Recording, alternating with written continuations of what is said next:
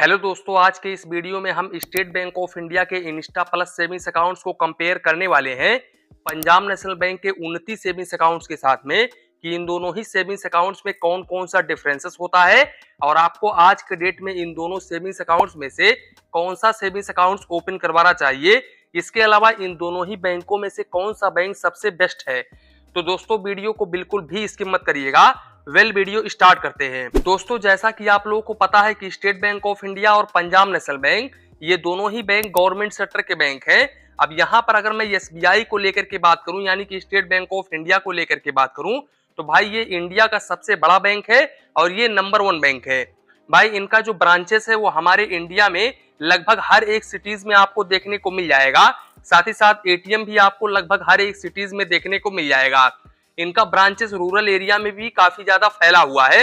वहीं पर अगर हम पंजाब नेशनल बैंक को लेकर के बात करें तो भाई पंजाब नेशनल बैंक यहाँ पर एसबीआई बैंक से छोटा बैंक है और यहाँ पर ऐसा नहीं है कि पंजाब नेशनल बैंक का जो ब्रांच है वो आपको हर एक सिटीज में देखने को नहीं मिलेगा। इनका भी ब्रांच आपको लगभग हर एक सिटीज में इंडिया में देखने को मिल जाएगा। दूसरी बात भाई, ये दोनों ही बैंक डीआईसीजीसी से इंश्योर है। यहाँ पर आपका 5 लाख रुपए तक का अमाउंट बिल्कुल सुरक्षित होता है। बाकी यहाँ पर ये दोनों ही बैंक आज के डेट में अपने सभी कस्टमर्स को सेविंग्स अकाउंट्स के ऊपर 2.50% का रेट ऑफ इंटरेस्ट प्रोवाइड कर रहे हैं। तो यहाँ पर आपको इंटरेस्ट रेट काफी कम देखने को मिलेगा इन दोनों ही बैंकों में। दूसरी बात, अगर हम मोबाइल बैंकिंग एप्लीकेशंस को लेकर के बात करें तो भाई पंजाब नेशनल बैंक का जो पीएनबी वन एप्लीकेशंस होता है वो काफी शानदार होता है और मैं इस एप्लीकेशंस को काफी दिनों से यूज करता हूँ। इसके अलावा अगर हम एसबीआई योनो को लेकर के बात करें तो ये भी अच्छा होता है, ऐसा नहीं है कि नहीं अच्छा होता है, लेकिन मुझे सबसे अच्छा पीएनबी वन एप्लीकेशन ही लगता है क्योंकि इसमें मुझे ज्यादा फीचर्स देखने को मिलता है। अब दूसरी बात, अगर हम एलिजिबिलिटी क्राइटेरिया को लेकर के बात करें तो इन दोनों ही सेविंग्स अकाउंट्स को ओपन करवाने के लिए आपका जो एज है वो 18 ईयर्स प्लस होना जरूरी है। आधार कार्ड, पैन कार्ड होना चाहिए। आप यहाँ पर वीडियो केवाईसी के माध्यम से बहुत ही इजिली अपना सेविंग्स अकाउंट ओपन कर सकते हैं। इसके अलावा भाई यहाँ पर मैं आप लोगों को बता दूं कि पहले क्या होता था, पंजाब नेशनल बैंक में आपको 29 सेविंग्स अकाउंट्स के ऊपर अप टू 2000 रुपए तक एवरेज मंथली बैलेंस मेंटेन करके चलना पड़ता था, एवरेज क्वार्टरली बैलेंस। लेकिन आज की अगर मैं डेट की बात करूं तो यहाँ पर पंजाब नेशनल बैंक में आपको मिनिमम बैलेंस बिल्कुल भी मेंटेन करके नहीं चलना पड़ेगा, ना ही तो मिनिमम बैलेंस के ऊपर आपको चार्जेस देना पड़ेगा, क्योंकि पंजाब नेशनल बैंक ने मिनिमम बैलेंस के ऊपर जो चार्जेस था वो बिल्कुल पूरी तरीके से हटा दिया है। वहीं पर अगर हम एसबीआई को लेकर के बात करूं तो भाई एसबीआई का आप कोई भी सेविंग्स अकाउंट्स ओपन करवाओ, मैं only Insta plus savings accounts की बात नहीं कर रहा हूं, आप कोई भी सेविंग्स अकाउंट्स ओपन करवाओ तो यहां पर आपको मिनिमम बैलेंस बिल्कुल भी मेंटेन करके नहीं चलना पड़ता है और ना ही तो आपको मिनिमम बैलेंस के ऊपर चार्जेस देना पड़ता है। तो यहाँ पर आप एक हिसाब से ये समझो कि ये दोनों ही savings account zero balance savings accounts है, तो यहाँ पर आपको कोई भी डिफरेंसेस देखने को नहीं मिलेगा। अब यहाँ तक हमने देखा तो यहाँ तक हमने ये पाया कि भाई एसबीआई ओनली बड़ा बैंक है, बाकी सारे के सारे जो फीचर्स हैं वो लगभग दोनों बैंकों में सेम है। अब आगे अगर हम एसएमएस अलर्ट को लेकर के बात करें तो यहाँ पर भाई पंजाब नेशनल बैंक में आपको मैक्सिमम 15 रुपए प्लस जीएसटी क्वार्टरली यानी कि प्रति 3 महीने में चार्जेस देना पड़ता है, जबकि स्टेट बैंक ऑफ इंडिया में एसएमएस अलर्ट बिल्कुल फ्री ऑफ कॉस्ट है। तो भाई ये स्टेट बैंक ऑफ इंडिया का प्लस पॉइंट है। लेकिन यहाँ पर मैं आप लोगों को बता दूं कि जैसे इनका एसएमएस अलर्ट के ऊपर चार्जेस नहीं है वैसे इनका एसएमएस भी आता है, किसी किसी भाई का तो एसएमएस भी नहीं आता है। अब दूसरी बात, यहाँ पर इन दोनों ही सेविंग्स अकाउंट्स में आप यूपीआई जैसे कि आप गूगल पे, फोन पे, पेटीएम वगैरह कर सकते हो। तो यहाँ पर आप इन दोनों ही सेविंग्स अकाउंट्स के ऊपर पर डे आप 1 लाख रुपए तक यूपीआई कर सकते हो और पर डे आप 20 ट्रांजेक्शन से अधिक नहीं कर सकते। इसके अलावा अगर हम चेकबुक को लेकर के बात करें तो देखो यहाँ पर 29 सेविंग्स अकाउंट्स के ऊपर आपको 25 पेज का चेकबुक पर फाइनेंशियल ईयर बिल्कुल फ्री ऑफ कॉस्ट में देखने को मिल जाता है। अब यहाँ पर अगर आप एक्स्ट्रा चेकबुक वगैरह लेते हो तो आपको यहाँ पर 4 रुपए प्लस जीएसटी पर पेज का चार्जेस देना पड़ता है। जबकि अगर हम इंस्टा प्लस सेविंग्स अकाउंट्स को लेकर के बात करें तो भाई इंस्टा प्लस सेविंग्स अकाउंट्स के ऊपर आपको चेकबुक बिल्कुल भी देखने को नहीं मिलता है। ये मैं आपको रियलिटी और सच्चाई बता रहा हूं। अगर आप इनके ब्रांच में जाओगे, चेकबुक रिक्वेस्ट करोगे तो ही आपको 10 पेज का चेकबुक देखने को मिलेगा और भाई 10 पेज का चेकबुक फर्स्ट टाइम आपको बिल्कुल फ्री ऑफ कॉस्ट में देखने को मिलेगा। और यहाँ पर अगर आप एक्स्ट्रा चेकबुक वगैरह लेते हो तो वही है कि फिर आपको चार्जेस देना पड़ेगा। 10 पेज का 40 रुपए प्लस जीएसटी और यहाँ पर 25 पेज का 75 रुपए प्लस जीएसटी चार्जेस देना पड़ेगा एसबीआई में।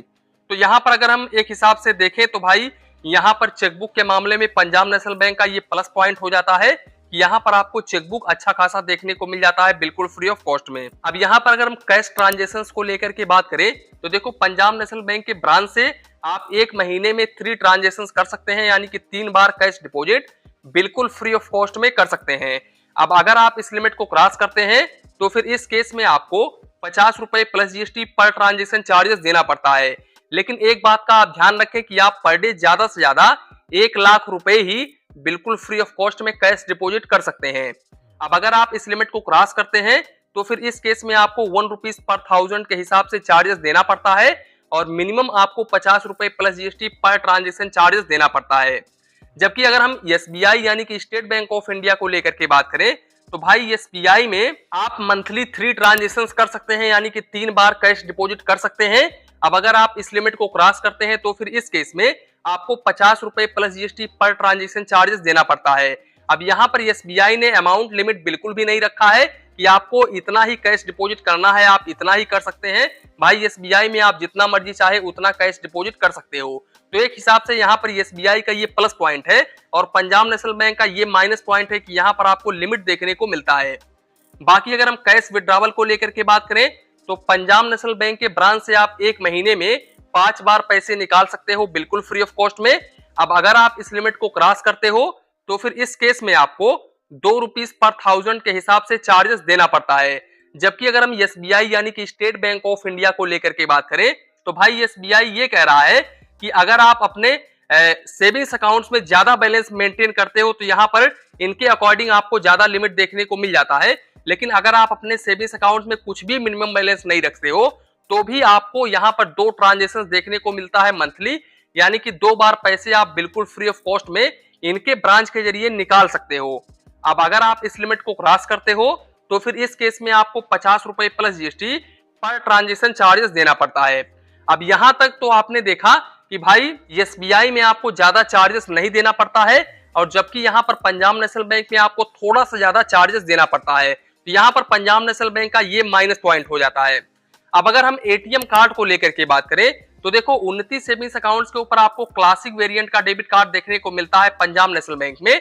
अब इस डेबिट कार्ड के ऊपर आपको 150 रुपए plus GST annual maintenance charges देना पड़ता है और इस डेबिट कार्ड से भाई आप 25,000 रुपए पर डे निकाल सकते हो और 60,000 रुपए तक आप ऑनलाइन ट्रांजेक्शन कर सकते हो। तो यहाँ पर भाई पंजाब नेशनल बैंक के एटीएम से आप एक महीने में 5 ट्रांजेक्शन कर सकते हैं, यानी कि आप 5 बार चाहे तो आप बैंक बैलेंस इंक्वायरी वगैरह करो, चाहे तो आप पैसे निकालो इनके एटीएम कार्ड के जरिए आप इनके एटीएम मशीन से 5 ट्रांजेक्शन मंथली कर सकते हैं। अब अगर आप इस लिमिट को क्रॉस करते हैं तो फिर इस केस में आपको 10 रुपए plus GST per transaction charges देना पड़ता है। लेकिन दूसरे बैंक के एटीएम से यानी कि पंजाब नेशनल बैंक का एटीएम कार्ड ले जाकर के आप किसी दूसरे बैंक के एटीएम मशीन से ट्रांजेक्शन वगैरह करते हो तो फिर इस केस में आप एक महीने में 5 फाइनेंशियल और नॉन फाइनेंशियल ट्रांजेक्शन कर सकते हो और मेट्रो सिटी से एक महीने में आप 3 फाइनेंशियल और नॉन फाइनेंशियल ट्रांजेक्शन कर सकते हो। अब अगर आप इस लिमिट को क्रॉस करते हो तो फिर इस केस में फाइनेंशियल ट्रांजेक्शन के ऊपर 23 रुपए प्लस जीएसटी और नॉन फाइनेंशियल ट्रांजेक्शन के ऊपर 11 रुपए plus GST per transaction charges देना पड़ता है। अब वहीं पर अगर हम एसबीआई यानी कि स्टेट बैंक ऑफ इंडिया को लेकर के बात करूं तो देखो भाई यहाँ पर इनके ब्लॉग में एक चीज लिखा हुआ है, मेंशन किया हुआ है कि भाई आपको डेबिट कार्ड के ऊपर चार्जेस नहीं देना पड़ेगा अगर आपका इंस्टा प्लस सेविंग्स अकाउंट है तो। लेकिन मैंने कस्टमर केयर पर कॉल करके पूछा तो उन्होंने बताया कि नहीं सर, यहाँ पर एनुअल मेंटेनेंस चार्जेस देना पड़ता है। अब ये किस हद तक सच्चाई है ये तो मुझे भी नहीं पता है। वैसे अगर आपका इंस्टा प्लस सेविंग्स अकाउंट है तो आप कमेंट बॉक्स में कमेंट करो कि क्या आपका साल में 236 रुपए जीएसटी लेकर के डेबिट होता है या फिर नहीं होता है। अगर डेबिट होता होगा तो फिर यहाँ पर आपको डेबिट कार्ड के ऊपर चार्जेस देना पड़ता है। तो यहाँ पर अगर हम ब्लॉक को लेकर के बात करें तो भाई यहाँ पर डेबिट कार्ड के ऊपर आपको चार्जेस नहीं देना पड़ेगा, लेकिन इनके कर्मचारियों के मुताबिक आपको यहाँ पर डेबिट कार्ड के ऊपर चार्जेस देना पड़ेगा। अब यहाँ पर अगर हम चार्जेस को साइड में करें तो देखो इस डेबिट कार्ड से आप पर डे 40,000 रुपए निकाल सकते हो और 75,000 रुपए तक ऑनलाइन ट्रांजेक्शन कर सकते हो। अब अगर हम काउंट ऑफ ट्रांजेक्शन को लेकर के बात करें तो देखो यहाँ पर एसबीआई के एटीएम से आप एक महीने में 10 ट्रांजेक्शन बिल्कुल फ्री ऑफ कॉस्ट में कर सकते हो। अब अगर आप इस लिमिट को क्रॉस करते हो तो फिर इस केस में फाइनेंशियल ट्रांजेक्शन के ऊपर 15 रुपए plus GST per transaction charges देना पड़ता है। और भाई यहाँ पर सबसे अच्छी बात यह है कि नॉन फाइनेंशियल ट्रांजेक्शन बिल्कुल फ्री ऑफ कॉस्ट है। यानी कि अगर आप एसबीआई के एटीएम से बैंक बैलेंस इंक्वायरी वगैरह करते हो, मिनी स्टेटमेंट वगैरह चेक करते हो, तो फिर इस केस में आपको कोई भी चार्जेस नहीं देना पड़ता है। लेकिन अगर हम दूसरे बैंक को लेकर के बात करें तो देखो, एसबीआई का एटीएम कार्ड ले जाकर के आप किसी दूसरे बैंक के एटीएम मशीन से ट्रांजेक्शन वगैरह करते हो, तो फिर इस केस में आप एक महीने में 5 फाइनेंशियल और नॉन फाइनेंशियल ट्रांजेक्शन कर सकते हो, और मेट्रो सिटी से आप एक महीने में 3 फाइनेंशियल और नॉन फाइनेंशियल ट्रांजेक्शन कर सकते हो।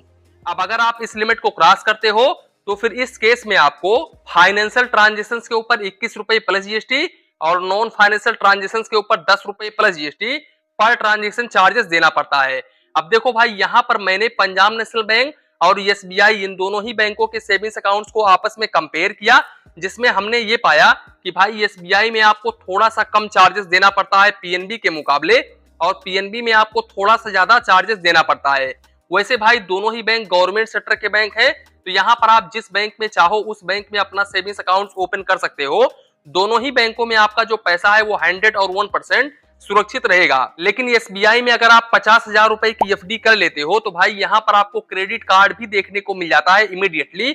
और भाई अगर आप अपना सेविंग्स अकाउंट अच्छे तरीके से मैनेज वगैरह करते हो और आपके सेविंग्स अकाउंट में बैलेंस वगैरह होता है, तो फिर इस केस में एसबीआई आपको 1 ईयर के अंदर अंदर प्री अप्रूव्ड क्रेडिट कार्ड का ऑफर दे देता है। काफी सारे भाइयों को क्रेडिट कार्ड का ऑफर मिला हुआ है, तो इसलिए मैं आपको बता रहा हूँ। अब भाई पीएनबी के बारे में भी मैंने पता किया, तो यहाँ पर मुझे पता चला कि यहाँ पर भी अगर आप एफडी करते हो तो यहाँ पर आपको क्रेडिट कार्ड वगैरह देखने को मिल जाता है। इसके अलावा यहाँ पर प्री अप्रूव्ड ऑफर आपको काफी कम देखने को मिलता है। यहाँ पर बिल्कुल ना के बराबर प्री अप्रूव्ड का ऑफर देखने को मिलता है। पंजाब नेशनल बैंक का एक माइनस पॉइंट ये है कि अगर आप इनके ब्रांच में जाते हो लॉकर वगैरह लेने के लिए, तो भाई अगर आपके सेविंग्स अकाउंट्स में अच्छा खासा बैलेंस रहेगा, आप अच्छा खासा ट्रांजेक्शन वगैरह करोगे, तो ही आप यहाँ पर लॉकर वगैरह ले सकते हो। अदरवाइज इनके कर्मचारी आपको लॉकर बिल्कुल भी प्रोवाइड नहीं करेंगे। वैसे दोस्तों मैं आप लोगों को बता दूं कि ये दोनों ही बैंक काफी अच्छे बैंक हैं। आप जिस बैंक में चाहे उस बैंक में अपना सेविंग्स अकाउंट ओपन करवा सकते हो। ये वीडियो ओनली एजुकेशन पर्पस बनाया गया है। तो इसी के साथ में वीडियो समाप्त करते हैं। वीडियो पसंद आया हो तो प्लीज वीडियो को एक लाइक करिए और अपने चैनल फाइनेंस बैंकिंग को सब्सक्राइब करिए।